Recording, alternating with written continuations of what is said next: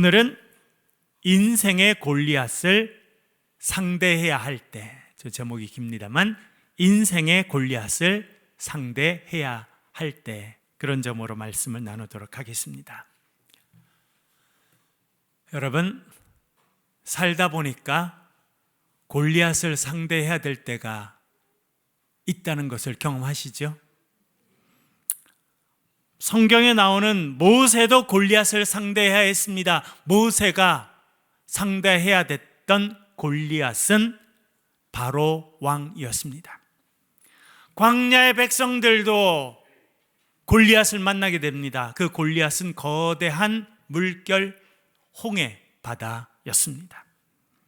나오미도 남편과 아들들이 차례로 죽는 비극이라는 골리앗을 만나야 했습니다. 이렇게 골리앗을 상대해야 될 때도 있습니다. 우리의 삶의 현실 가운데서도 골리앗을 만날 때가 있습니다. 이 자리에 예배 참여하고 있는 우리 교인 중에 여러분들은 암이라고 하는 골리앗을 상대해야 했습니다. 때로는 대학 입시라고 하는 골리앗을 상대합니다. 직장 상사가 골리앗처럼 느껴지는 사람들도 있습니다. 저는 하나님 은혜로 미국에 유학 가서 10년 정도 유학 생활을 하게 됐습니다. 그때도 골리앗을 만났습니다. 그 골리앗은 인종차별이라고 하는 골리앗을 만났을 때도 있습니다. 그리고 우리 모두는 지난 몇 년간 코로나라고 하는 골리앗을 상대해야 했습니다.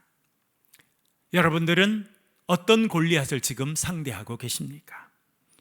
우리의 삶에는 때때로 골리앗이 나타나고 그 골리앗을 상대해야 될 때가 있습니다.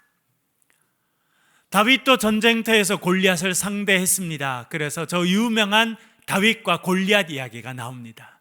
교회 다니지 않는 사람들도 한 번 이상은 들어보았고, 그리고 많은 사람들에게 영감을 주는 이야기가 다윗과 골리앗 이야기입니다.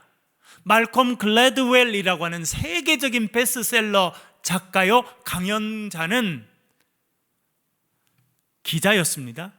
사회학을 전공했는데 다윗과 골리앗이라는 책을 써서 세계적인 베스트셀러가 됐습니다. 그래서 어떻게 다윗과 같은 사람들, 영어로는 그런 사람들을 언더독이라고 말합니다. 언더독. 여러분 들어보셨나요? 안 들어보셨죠? 근데 관심을 갖고 들으면요, 이번에 사실은 카타르 올림픽 할 때도요, 언더독 이야기를 아나운서들이 많이 하는 것이 제 귀에는 들렸습니다. 상대가 되지 않는 싸움, 내가 상대할 수 없는, 이길 수 없는 거대한 대상과 싸워야 되는 그 상황을 우리는 다윗과 골리앗의 싸움이다, 그렇게 말합니다. 여러분, 우리는 그 결과를 알고 있습니다. 다윗과 골리앗 중에 누가 이겼습니까? 다윗이 이겼습니다. 엄청난 기적이 이루어진 것입니다. 우리도 때때로 삶에서 골리앗을 상대해야 될 때가 있습니다. 그 골리앗은 이름이 다르고 환경이 다르고 모습이 다르지만 우리의 삶에서 골리앗을 상대해야지만 할 때를 경험할 때가 있습니다. 이 어린 다윗, 덩치도 작고 경험도 적은 다윗은 거대한 골리앗을 넘어뜨리고 전쟁에 승리하였습니다. 골리앗을 상대해야 됐던 그는 그 전쟁에서 승리하였습니다. 우리도 골리앗을 상대해야 한다면 다윗이 어떻게 그 싸움에서 이겼는지를 아는 것은 대단히 중요합니다. 결론부터 말씀드리면 다윗의 승리에는 비결이 있었습니다. 그 비결은 확신이 있었다는 것입니다. 확신.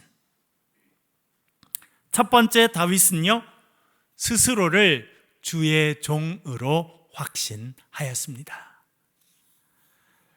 하루는 사무엘이 베들레헴으로 오게 되었습니다. 이새의 집에 왔습니다. 그리고 이새에게 아들들을 다 데리고 오라고 말합니다. 아들을 데리고 왔는데 첫 번째 아들이 왔습니다. 이름이 엘리압이었습니다. 키가 훌쩍 크고 등치가 건장하고 그리고 꽃미남이었던 것 같습니다. 조각처럼 생긴 미남. 여러분, 우리나라에서는 조각처럼 생긴 미남 하면 여러분들은 누가 떠오르십니까? 천세종이라고요? 할렐루야. 네. 아, 예. 제가 너무 놀래가지고 지금 말이 잘 안 나오는. 네. 아유, 감사해요. 네. 참 이렇게 은혜로운 분들이 너무 많아요. 은혜의 눈으로 보시니까. 네. 네. 근데 많은 분들은 동의하지 않으시는 것 같은데. 네. 네. 김수연 이런 사람을 떠올리는 사람도 있고, 현빈 이런 사람을 떠올리는 사람도 있고, 장동건 이런 사람을 떠올리는 사람도 있고, 그렇죠? 네. 그 정도의 모습을 가지고 엘리압이 딱 나타나니까 사무엘이 야, 저 사람이구나. 적어도 저 정도 생긴, 저 정도의 뭔가를 갖춘 사람이겠구나 생각하였습니다. 그러나 하나님은 그 사람이 아니다 말했습니다. 둘째 아들이 왔습니다. 셋째 아들이 왔습니다. 7번째까지 전부 다 왔는데 아무도 없어요. 그래서 사무엘이 물어봅니다. 아들이 이 7이 답니까? 이새가 말합니다. 사실은요, 우리 말째 하나 있거든요. 그런데 걔는요, 그런 인물이 되지 못합니다. 그래서 제가 양을 치고 있으라고 이야기했습니다. 그 아들을 불러오십시오. 그래서 8번째 아들이 드디어 나타났는데 그 8번째 아들의 이름이 무엇입니까? 다윗입니다. 여러분, 중요한 걸 이야기하는 거예요. 저도 아버지가 돼 보니까 자식들을 어느 정도 알겠더라고요. 왜? 태어나서부터 자라서까지 모습을 보니까 아, 얘는 이런 특징을 갖고 있구나, 이런 장점을 갖고 있구나 알게 됩니다.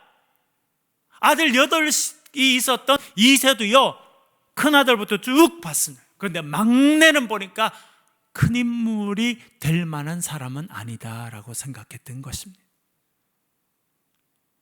그 아들이 다윗입니다.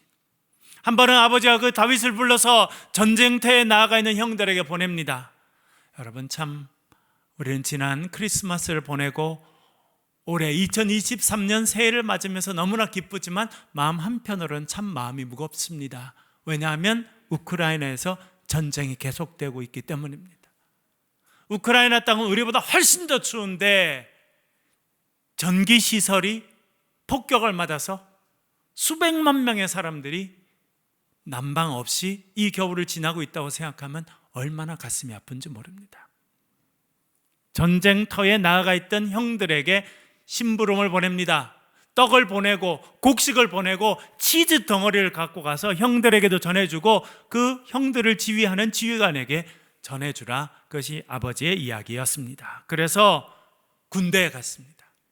전쟁터에 나가 있는 군인들을 만나게 됐습니다. 여러분, 전쟁터에 나가 있는 군인이라면 어떤 모습이어야 합니까?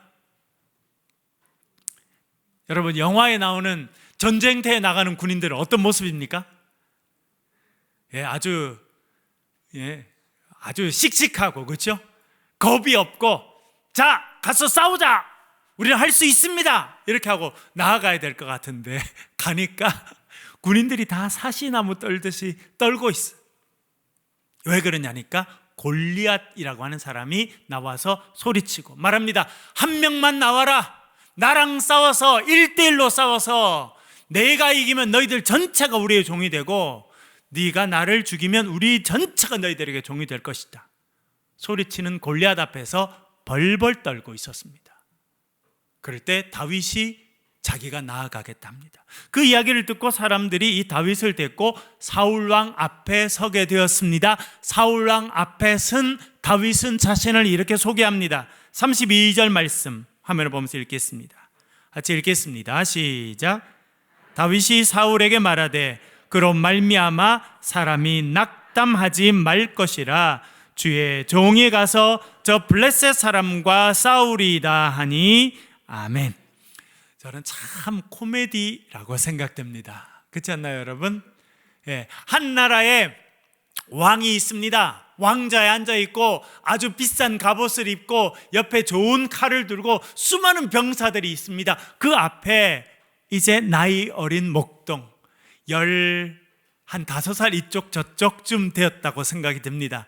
추측해보면요, 아직도 앳된 띠가 그대로 있는 그 목동이 전쟁터에서 한 번도 나가 본 적 없는 그 전쟁의 초짜인 다윗이 앞에 서 있는데 누가 누구를 위로합니까?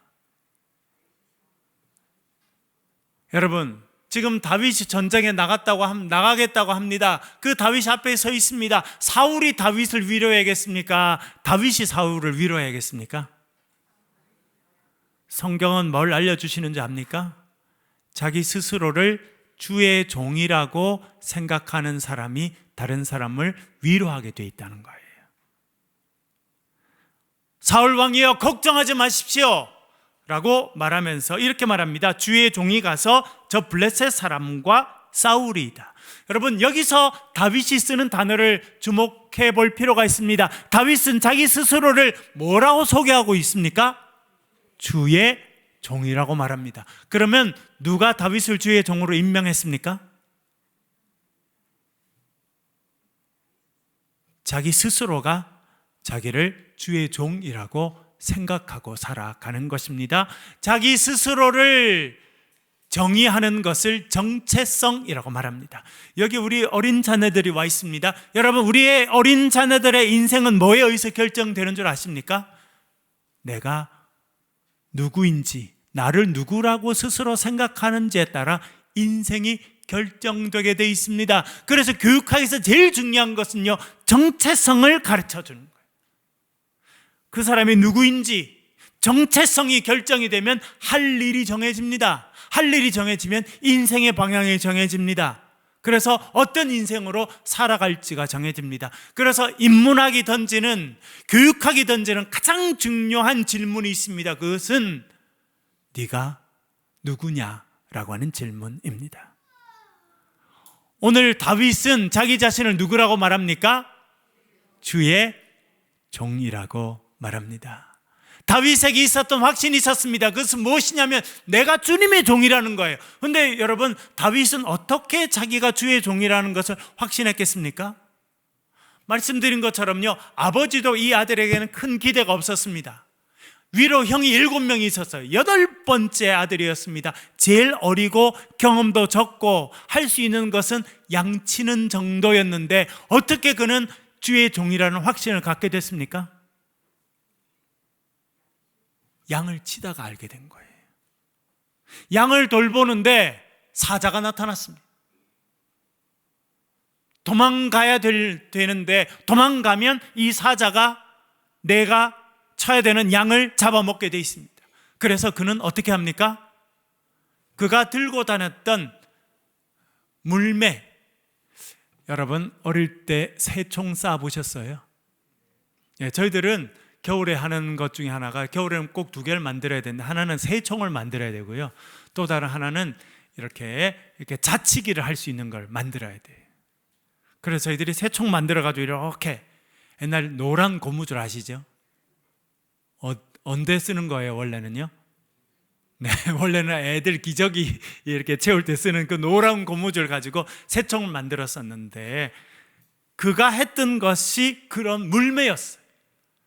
천으로 된 길쭉한 것이고 그 가운데 조그마한 돌멩이를 집어넣고 손으로 돌려서 던지는 물매를 연습했는데, 왜 연습했냐면 그런 사자나 늑대나 짐승이 오면 쫓는 그런 방식으로 준비했습니다. 여러분, 조그만 아이가 사자를 만나면 얼마나 두려웠겠습니까? 근데 그때 하나님을 의지하고 물매를 던져본 거예요. 그랬더니 사자를 쫓아낼 수 있었습니다. 그런 반복되는 경험을 통해서 그는 뭐라고 생각했냐면, 나는 하나님께서 선택하셔서 능력을 주시는 하나님의 종이구나 생각하게 된 것입니다. 여러분, 올 한 해 저와 여러분이 주님의 종으로 살아가실 수 있기를 간절히 바랍니다. 당신은 누구입니까? 라고 말하면 저는 주님의 종입니다 라고 여러분들이 대답하실 수 있기를 간절히 바랍니다. 그리고 우리 자녀들이 있는데, 여러분 우리 자녀들에게도 너는 하나님의 자녀야, 하나님의 사람이야, 정체성을 심어줄 수 있기를 간절히 바랍니다. 36절도 한번 읽어보겠습니다. 36절 읽어보겠습니다. 같이 읽겠습니다. 시작. 주의 종이 사자와 곰도 쳤은즉 살아계시는 하나님의 군대를 모욕한 이 할례받지 않은 블레셋 사람이니까 그가 그 짐승의 하나같이 되리이다.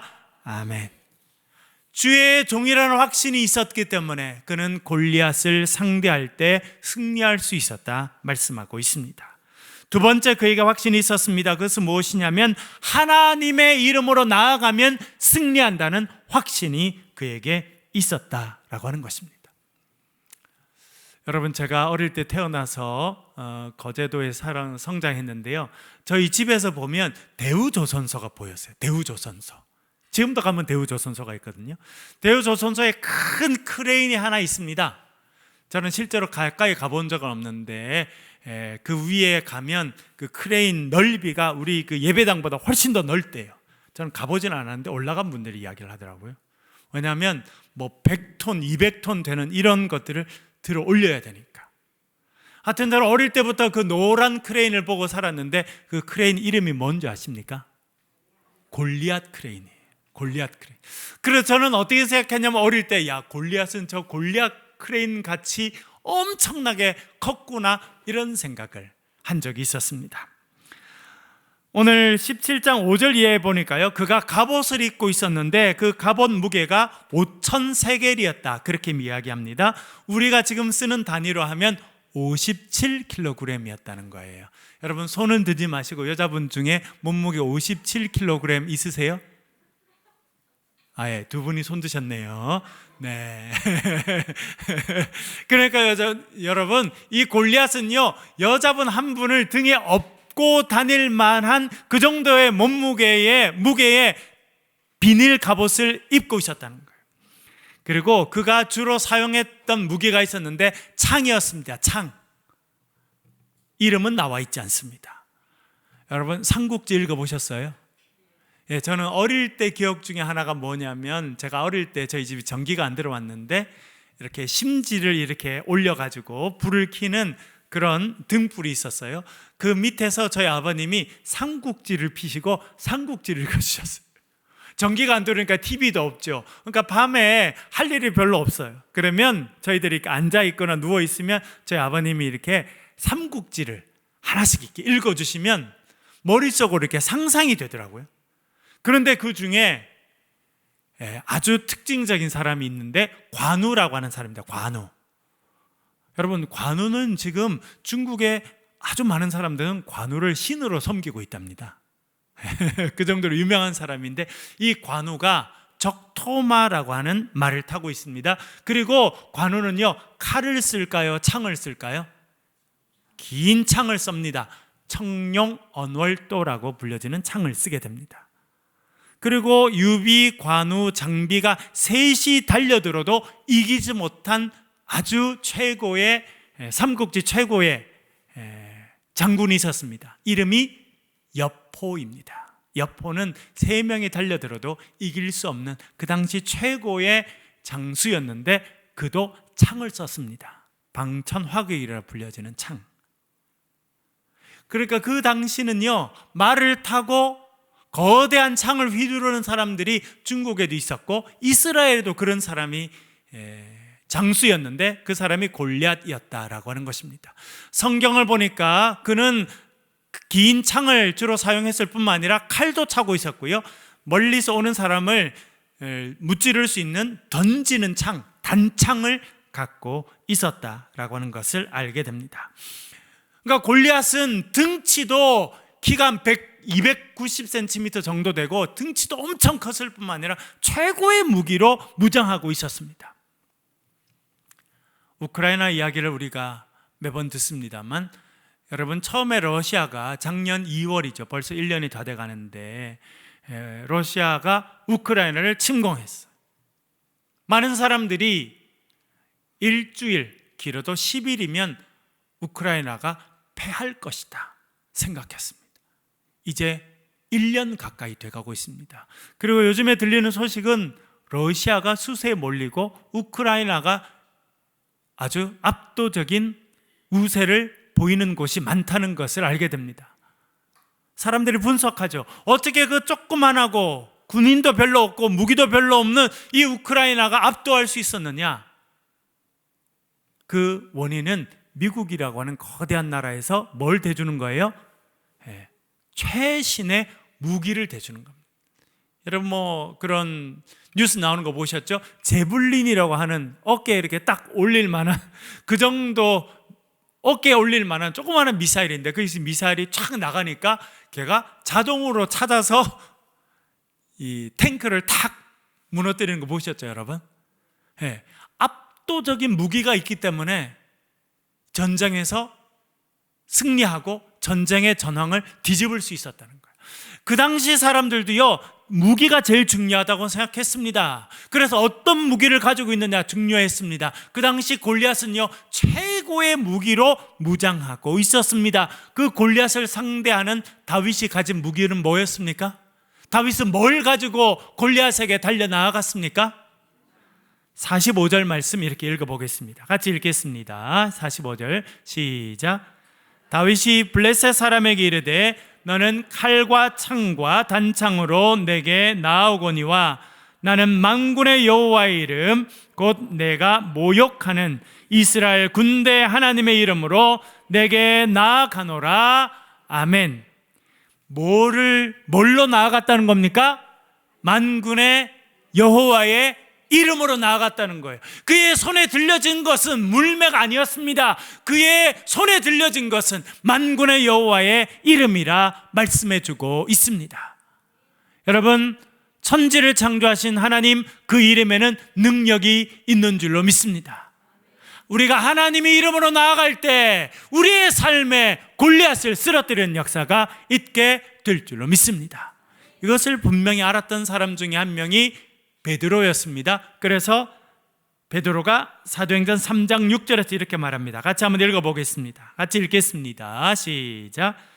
베드로가 이르되 은과 금은 내게 없거니와 내게 있는 이것을 내게 주노니 나사렛 예수 그리스도의 이름으로 일어나 걸으라 하고 아멘. 베드로가 성전에 올라가는데 날 때부터 안진뱅이 된 사람이 구걸하고 있었습니다. 베드로가 섰더니 뭔가 얻을까 쳐다봅니다. 줄 것은 없었어. 그러나 베드로가 확신하는 게 있었습니다. 그것은 무엇이냐면 이 세상에 있는 금과 은으로도 너를 치료할 수 없지만 치료할 수 있는 권능의 이름을 내가 알고 있다. 그렇게 그가 말하는 것입니다. 그래서 이렇게 말하죠.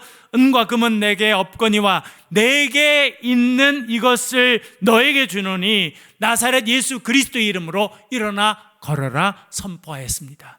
여러분, 예수 그리스도의 이름에 능력이 있는 줄로 믿습니다. 세상에 많은 사람들은 화려한 무기를 가지고 세상에 좋은 것 가지고 우리를 공격할 것입니다. 우리를 찾아오는 골리앗은요, 그런 것으로 무장해 있어. 그러나 우리는 아무것도 없습니다. 무방비 상태로 골리앗을 만나야 될 때가 많습니다. 그러나 여러분, 아무것도 없는 것이 아닙니다. 우리에게는 능력의 이름 여호와 하나님의 이름이 있는 줄로 믿습니다. 능력의 이름 예수 그리스도의 이름을 우리가 갖고 있는 줄로 믿습니다. 그 이름으로 나아갈 때 우리도 골리앗을 무너뜨리는 승리를 하게 될 줄 믿습니다. 세 번째, 다윗은요, 전쟁이 하나님께 속해 있다는 확신이 있었습니다. 47절 같이 한번 읽어보겠습니다. 47절 화면을 보면서 같이 읽겠습니다. 시작. 또 여호와의 구원하심이 칼과 창에 있지 아니함을 이 무리에게 알게 하리라. 전쟁은 여호와께 속한 것인즉 그가 너희를 우리 손에 넘기시리라. 아멘. 여러분, 다윗이 말하죠. 전쟁은 누구에게 속해 있다는 겁니까? 지금 전쟁은요, 지금 우크라이나에서 일어나고 있는 전쟁은 누구 손에 달려 있다고 사람들이 말합니까? 푸틴에게 달려 있습니까? 젤렌스키에게 달려 있습니까? 바이든에게 달려 있습니까? 누구에게 달려 있습니까? 우리의 삶의 전쟁은 모든 것이 하나님께 달려 있는 줄로 믿습니다.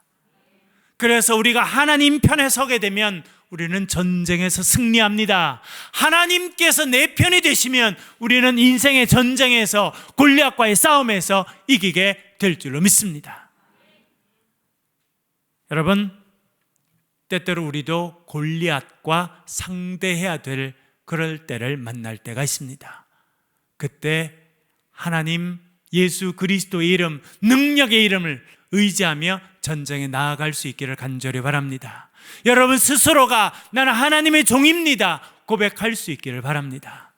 그리고 전쟁이 하나님께 속해 있는 것을 고백하고 나아갈 때 우리도 골리앗을 쓰러뜨리는 다윗으로 이 땅을 살아가게 될 줄로 믿습니다. 그런 은혜를 누리는 저와 여러분 되시길 주의 이름으로 간절히 축원합니다. 아멘.